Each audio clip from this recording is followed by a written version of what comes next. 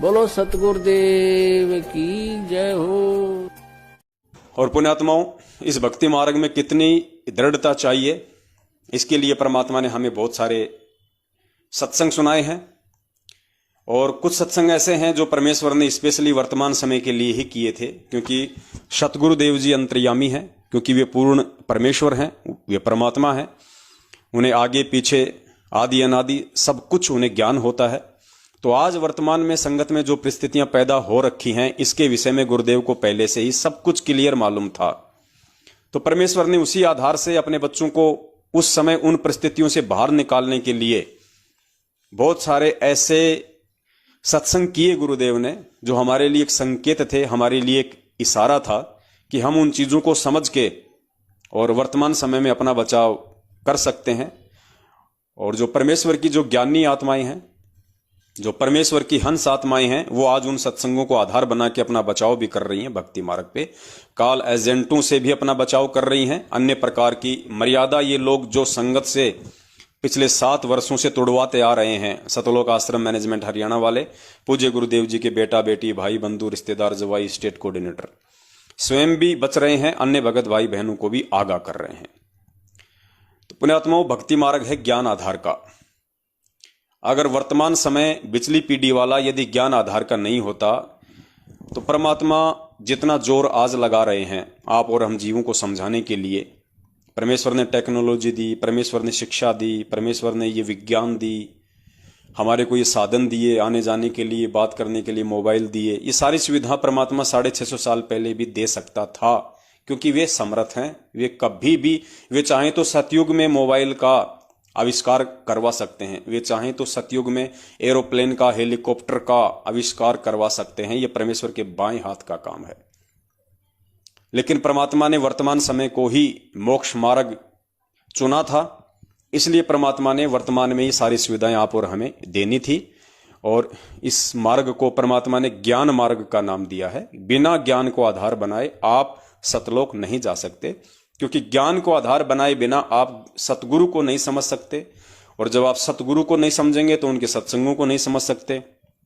सत्संगों को नहीं समझेंगे तो कभी भी आप सतलोक जाने के लायक नहीं बन सकते हैं। तो कुछ एक झलक आपको दिखाते हैं सतलोक आश्रम मैनेजमेंट हरियाणा वाले उन लोगों की, जिनको संगत बहुत बड़ा भगत मानती है, और ऐसे ऐसे व्यक्ति जिनके कहने पे सभी स्टेट के स्टेट कोऑर्डिनेटर काम करते हैं। यानी जितने भी स्टेट के स्टेट कोऑर्डिनेटर हैं, वो सब के सब जिस बंदे के एक इशारे पे काम करते हैं, आगे मैसेज फॉरवर्ड करते हैं आंख बंद करके, उस बंदे का कितना ज्ञान आधार है, जिसका नाम है नवीन सोनीपत वाला। शायद वर्तमान में उसको सोनीपत के नामदान केंद्र की सेवा दी हुई है। महेंद्र का राइट हैंड है, पहले तो राइट हैंड वही था, अब वर्तमान में हो सकता है वर्ल्ड कोऑर्डिनेटर देशराज ने वो पद ले लिया, क्योंकि महेंद्र को ऐसा आदमी चाहिए जो मार काट करने में, गाली गलौज करने में, भक्तों के मुंह में मूतने में एक नंबर हो सकता है नवीन सोनीपत ने कह दिया होगा, भैया और तो सब ठीक है, लेकिन भक्तों के मुंह में मूतना मेरे बस की बात नहीं है। और उन्होंने देशराज दिल्ली वाले का नाम उसको सुझाया होगा मीटिंग में कि भाई देशराज जी जो हैं सादरा वाले DDA फ्लैट में रहते हैं दिल्ली में, जो कि महेंद्र जी के जो है वो भुआ जी का लड़का है, जिसको वर्ल्ड कोऑर्डिनेटर बनाया हुआ है। वो ये काम बड़ी आसानी से कर सकता है, क्योंकि उसको वेल एंड बेटर एक्सपीरियंस है भक्तों के मुंह में मूतने का। तो वो नवीन जी जिनके इशारे पे सभी स्टेट कोऑर्डिनेटर काम करते हैं, थोड़ा सा उनकी आपको एक झलक दिखा देते हैं। उसके बाद शायद उन तमाम भक्तों के आंखों के ऊपर जो काली पट्टी या जो काला चश्मा चढ़ा हुआ है अज्ञानता का, शायद थोड़ा बहुत वो फीका पड़ जाए उसका रंग, और आपको महसूस हो कि हम 7 साल से किन मूर्खों की संगति कर रहे थे, किन मूर्खों की संगति के चलते हमने तमाम परमेश्वर की मर्यादाओं को तार बतार कर दिया और अपना बेड़ा गर्क कर लिया।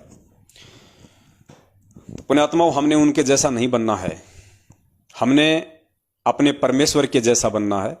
परमेश्वर ने जैसा एक भगत के गुण और लक्षण बताए हैं, हमें वैसा बनना है। तो ये साध संगति का यही मकसद है कि हम परमेश्वर के ज्ञान को आधार बनाएं, और जो तमाम गलतियां हमारे से पहले हमारे बड़े भगत भाई बहनों ने की हैं, उन तमाम गलतियों से हम शिक्षा लें, हम सबक लें, और आगे हम भक्ति मार्ग पे आगे बढ़ें। तो सबसे पहले आपको नवीन सोनीपत वाले की एक छोटी सी ऑडियो सुनाते हैं, उससे आपको आइडिया लगेगा कि वास्तव में 7 साल से हम किस राह पे चल रहे थे।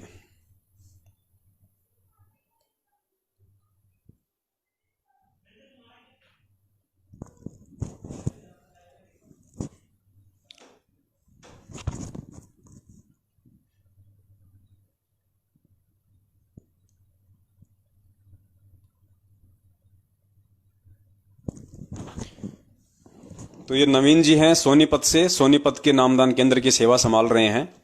अब सोचिए, जो व्यक्ति 7 साल से महेंद्र का राइट हैंड हो, जो व्यक्ति सभी स्टेट कोऑर्डिनेटर को सलाह देता हो, सभी स्टेट कोऑर्डिनेटर इस नवीन सोनीपत के मैसेज के इंतजार में हो, जैसा ये मैसेज दे उसी अनुसार फिर आगे उन स्टेट कोऑर्डिनेटरों के द्वारा जिला कोऑर्डिनेटरों को वो मैसेज फॉरवर्ड किया जाता है, जिला कोऑर्डिनेटर के द्वारा नामदान केंद्र वालों को फॉरवर्ड किया जाता है और फिर आगे पूरी संगत को मूर्ख बनाया जाता है।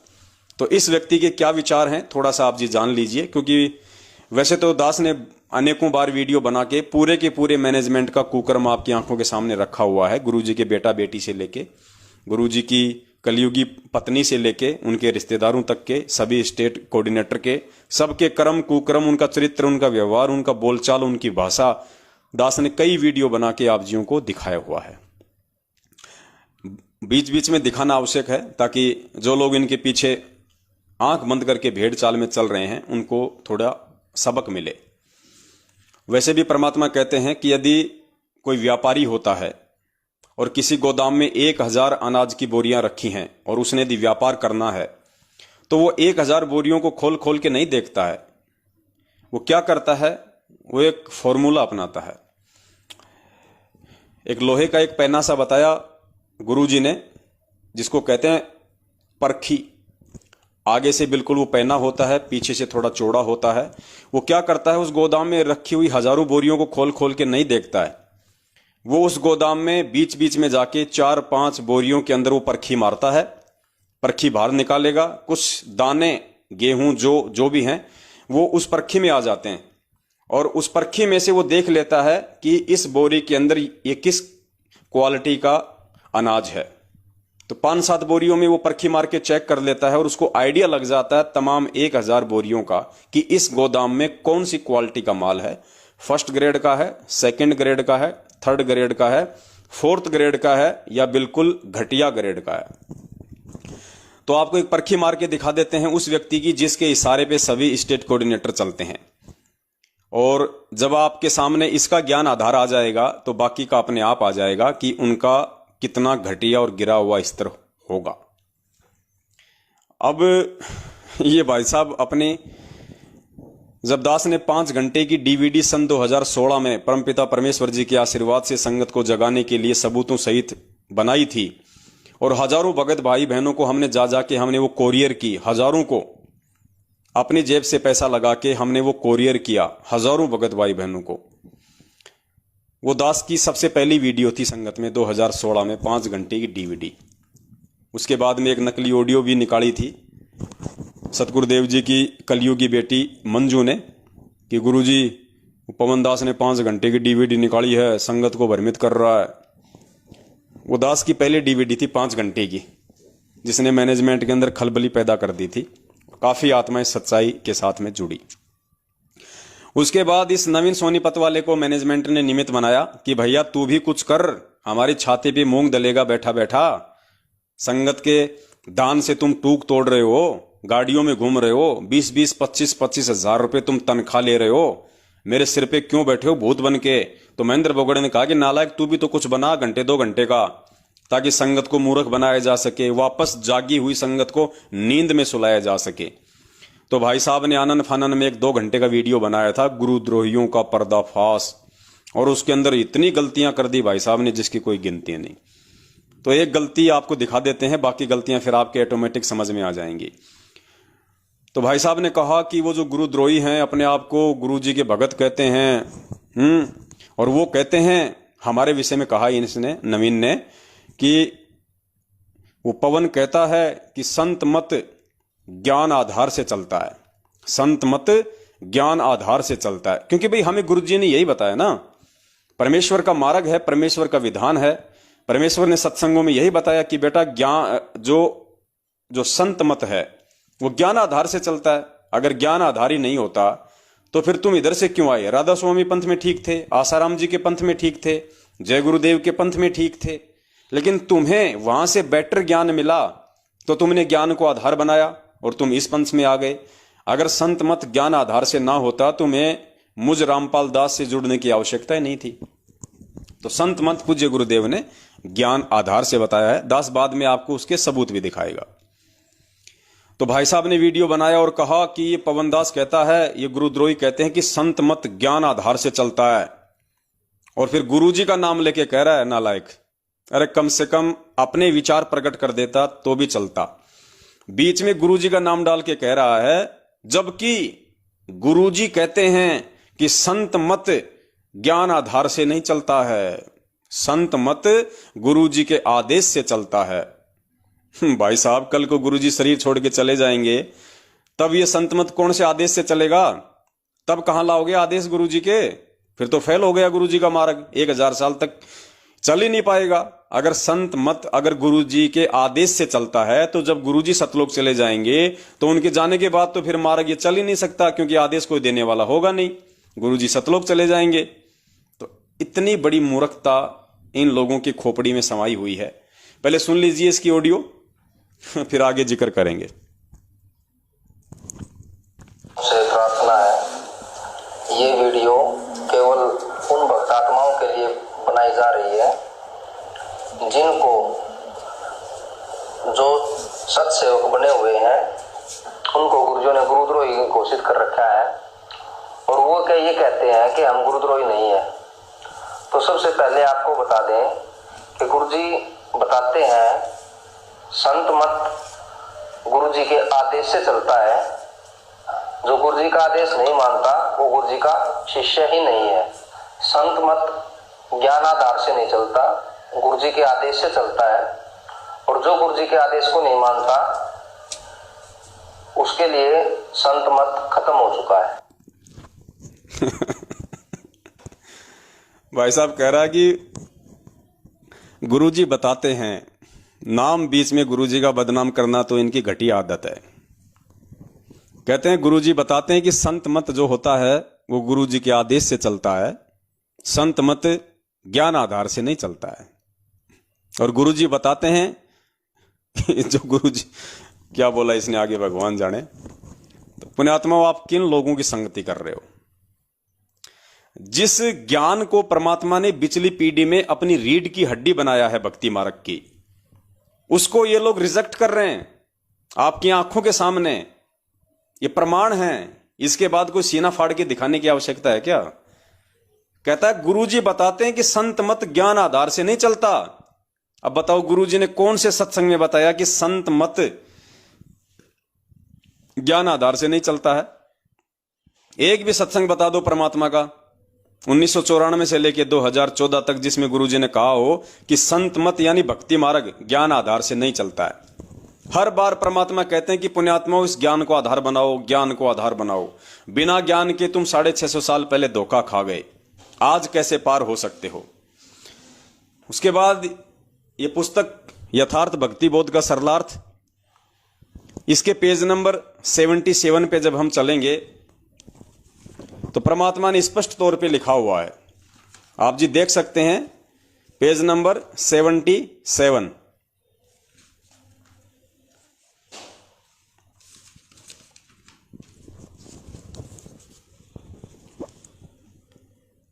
ये पुस्तक है यथार्थ भक्ति बोध का सरलार्थ, पेज नंबर 77। आप जी देख लेना अगर आपके घर में रखी हो तो। इसका पॉइंट नंबर 3 है जिसमें लिखा है संत मत, और आगे लिखा है कि संत मत सूक्ष्म वेद पर आधारित है। बस इतना ही काफी हमारे लिए, आगे पढ़ना भी आवश्यक नहीं है।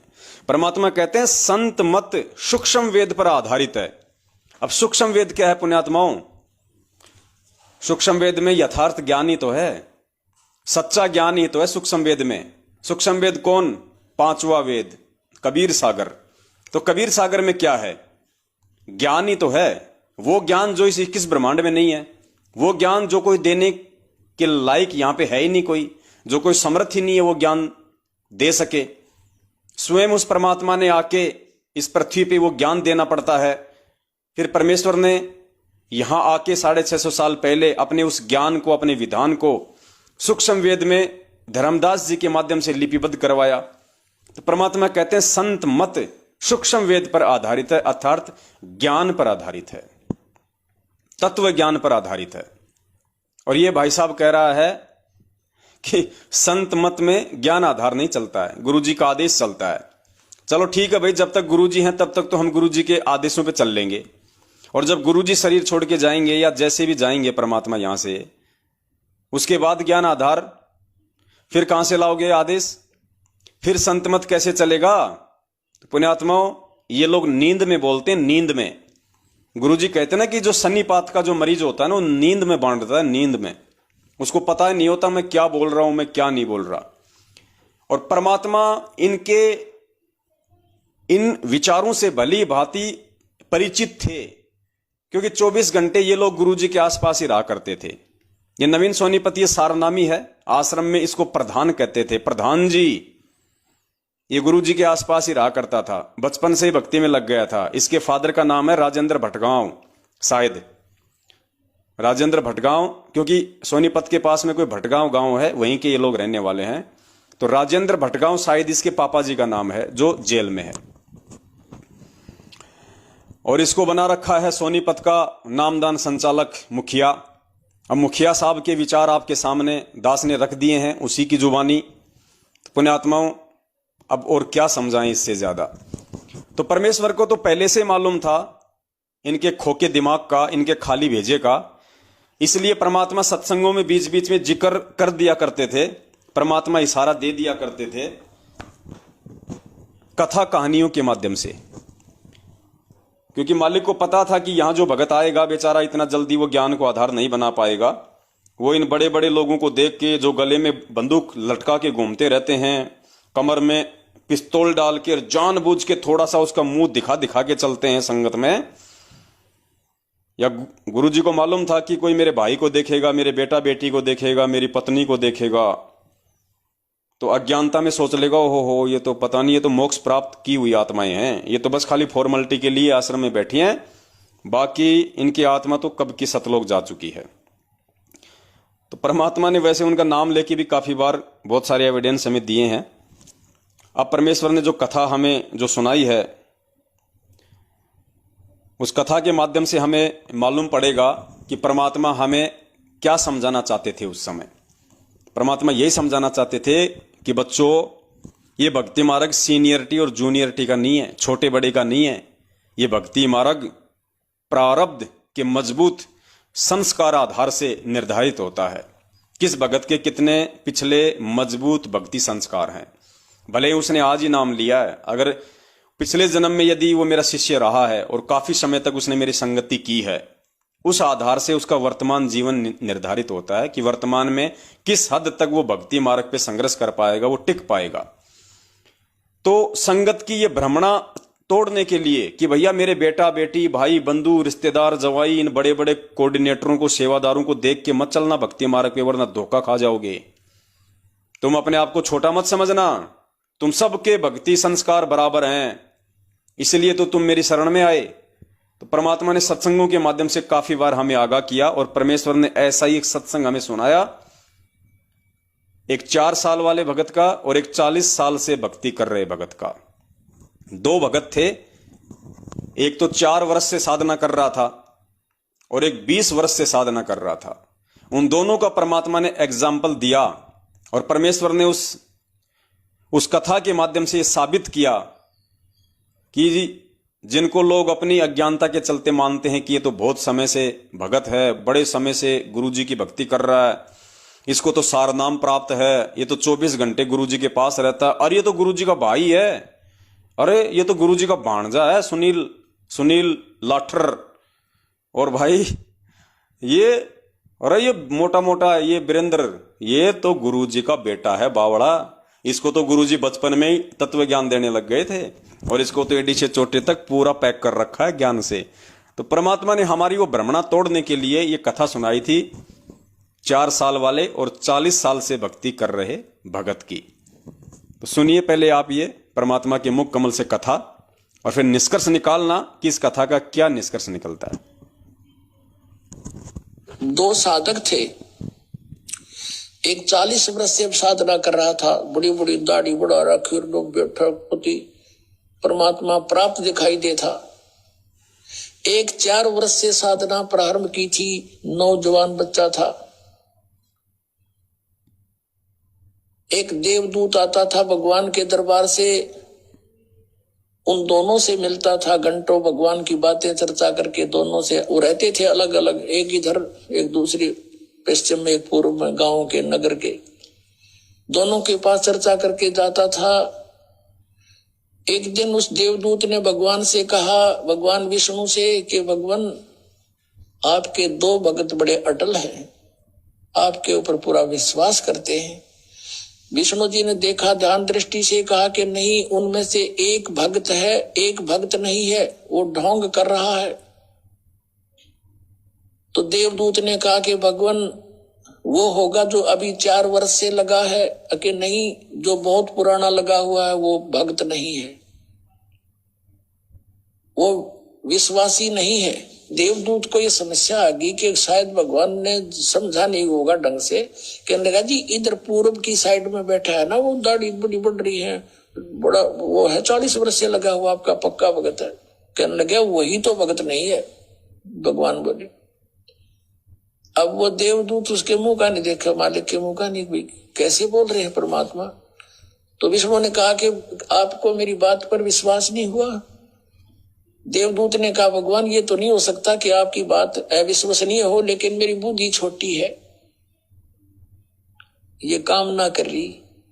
तब विष्णु जी ने कहा कि आज तू थोड़ा सा देर से मिलने जाना उनको, और वो कारण पूछे तो उनको ये बताना। अब ठीक है।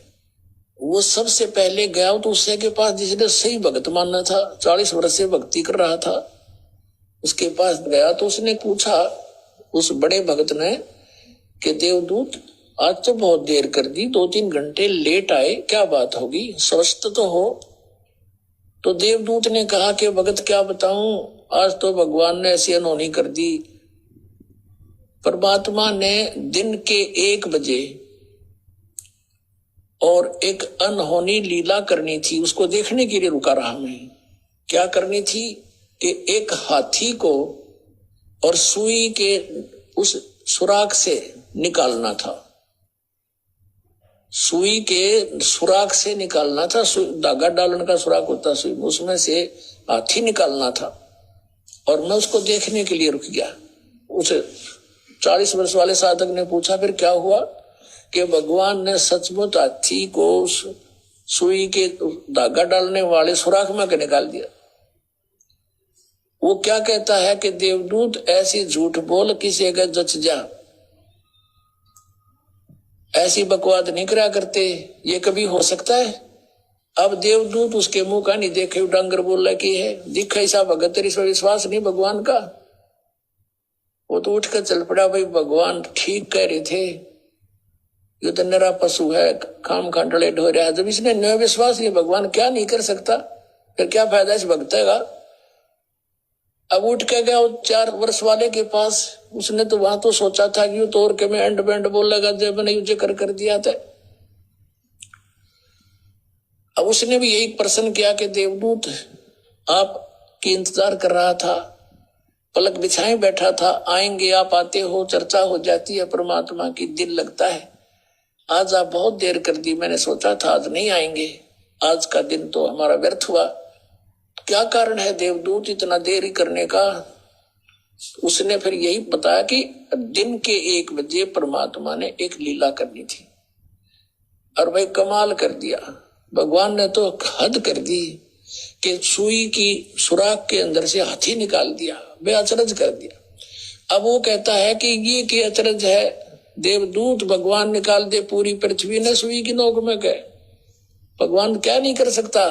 तब उसने देवदूत ने उस 4 वर्ष के साधक को सीने से लगा लिया और कहा, धन है तेरे माता पिता जिससे जन्म हुआ,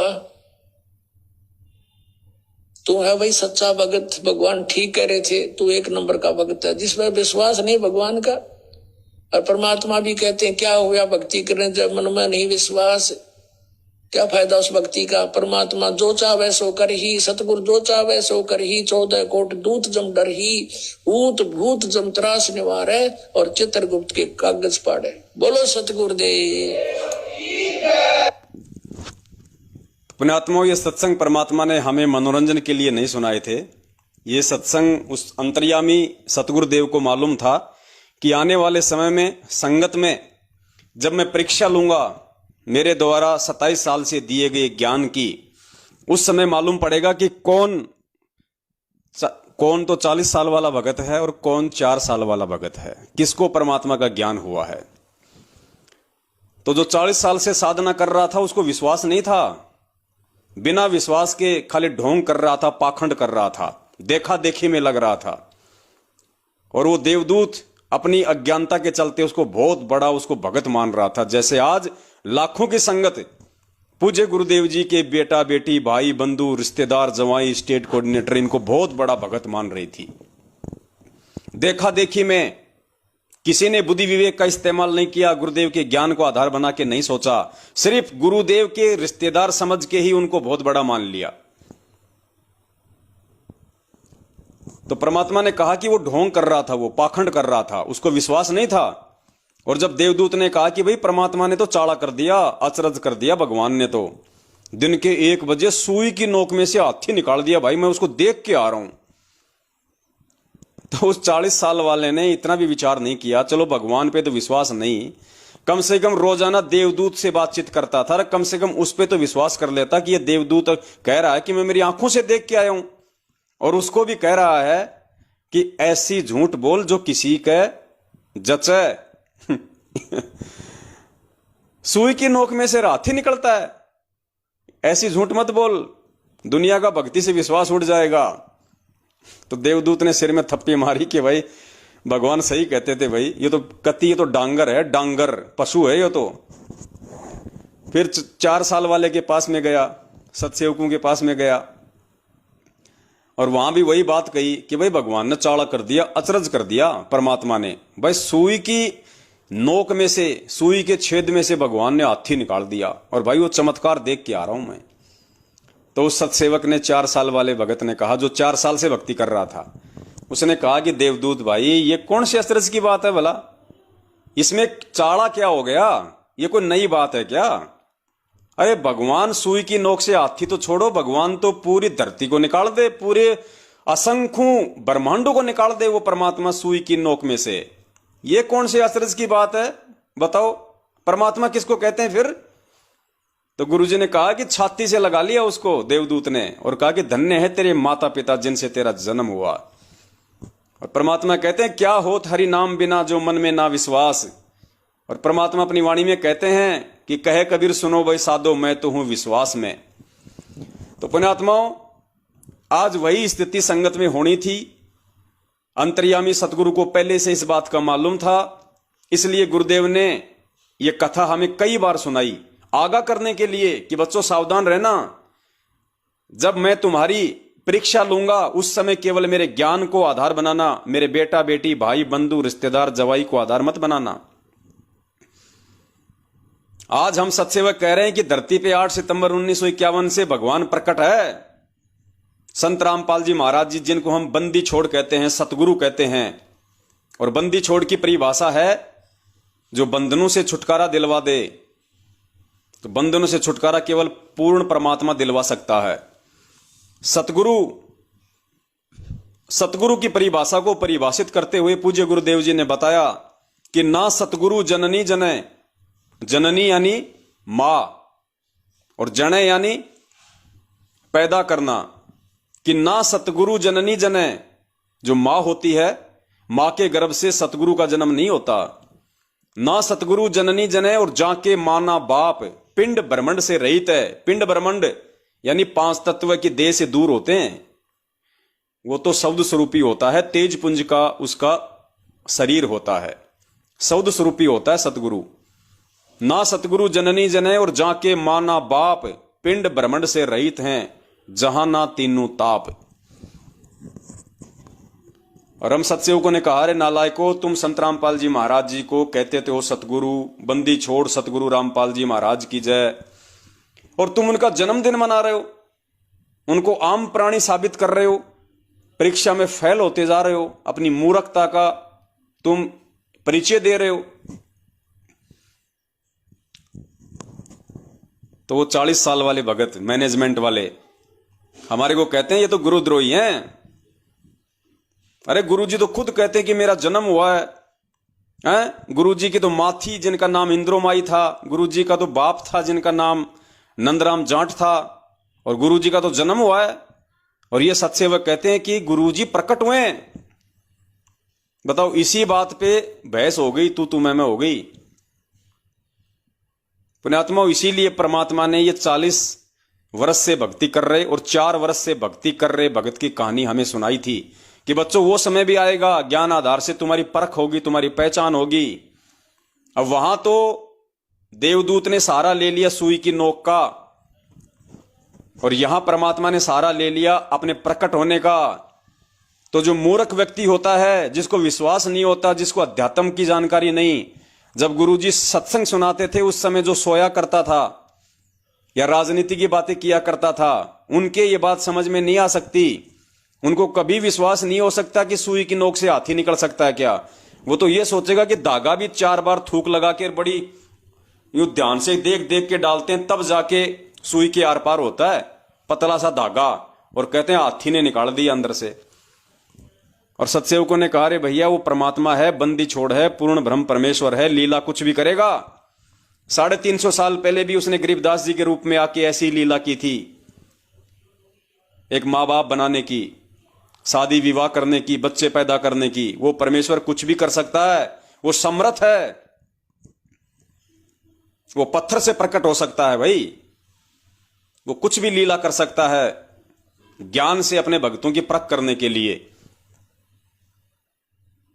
लेकिन नहीं, इन्होंने हमारा विरोध कर दिया, उल्टा हमारे को ही दोषी बता दिया। तो पुण्यात्माओं, इस प्रकार से जिन जिन भगत भाई बहनों ने 8 सितंबर को पूज्य गुरुदेव जी का प्रकट दिवस मनाया है, उन्हें प्रकट हुआ मानकर, क्योंकि सतगुरु होते ही प्रकट हैं, क्योंकि सतगुरु की भूमिका 21 ब्रह्मांड का कोई प्राणी नहीं कर सकता, कोई जीव नहीं कर सकता। यह तत्व ज्ञान का खुलासा 21 ब्रह्मांड का कोई प्राणी नहीं कर सकता, क्योंकि 21 ब्रह्मांड के जो प्राणी हैं उनकी बुद्धि इस काल से ऊपर है ही नहीं। इस काल से ऊपर किसी को जानकारी नहीं है, वो भी किसी इक्के दुक्के को ही जानकारी है, काल तक की भी। बाकी किसी को जानकारी नहीं है कि ये ब्रह्म कौन है, ये ज्योति निरंजन कौन है, ये काल कौन है, ये ब्रह्मलोक क्या है। और उसके बाद तो बीच में फिर 7 संग ब्रह्मांड आ जाते हैं अक्षर पुरुष के, उसके बाद फिर शून्य, उसके बाद फिर सतलोक है। तो वहां की जानकारी किस ब्रह्मांड का 2 कौड़ी का जीव कौन दे देगा आके, कौन सतगुरु की भूमिका निभा लेगा यहां के। इसलिए वो बंदी छोड़ स्वयं ही आते हैं अपने ज्ञान का प्रचार करने के लिए। एक सत्संग सुनाते हैं आपको पूज्य गुरुदेव जी का, आपका विश्वास और ज्यादा दृढ़ होगा कि हां, अपने ज्ञान का प्रचार करने के लिए धरती पे कौन आते हैं।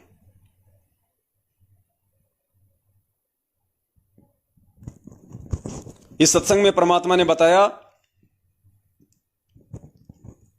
कि वो परमात्मा अपने तत्व ज्ञान का स्वयं ही दूत होता है। दूत यानी संदेशवाहक, वो परमात्मा स्वयं ही होता है। इससे क्या साबित होता है, गुरुदेव का सत्संग सुनिए। पहले ऋषियों ने अपना ये निर्णय देकर छोड़ दिया कि कबीर दंडी ही कबीर दंडी। ये कबीर जो है ये अद्वितीय है, अद्वितीय, इसके बराबर कोई नहीं है। पर ये है कौन, ये हमारी बुद्धि से बाहर की बात है। तो वो स्वयं अपना ज्ञान देने के लिए स्वयं आती है। यही यजुर्वेद का आपको 29वें अध्याय का 25वां श्लोक बताता है कि वो स्वयं अपने सत्य ज्ञान का दूत है, यानी स्वयं दूत बनकर, संदेशवाहक बनकर, परचेता आता है। वो कबीर ऋषि, वो कबीर परमेश्वर है, और नहीं बता सकता इस पूर्ण परमात्मा की महिमा को, वो स्वयं आते। तो इसलिए ये यजुर्वेद जहां लिखा हो, स्पष्ट कर दिया पूज्य गुरुदेव जी ने कि उस ज्ञान को और कोई नहीं बता सकता, वो स्वयं ही अपने तत्व ज्ञान का दूत बन के आता है, संदेश वाहक बन के आता है। और बार बार दास आपको वाणियां सुनाता है कि साहिब से सतगुरु भय, सतगुरु से भय साध, ये तीनों अंग एक हैं, गति कुछ अगम।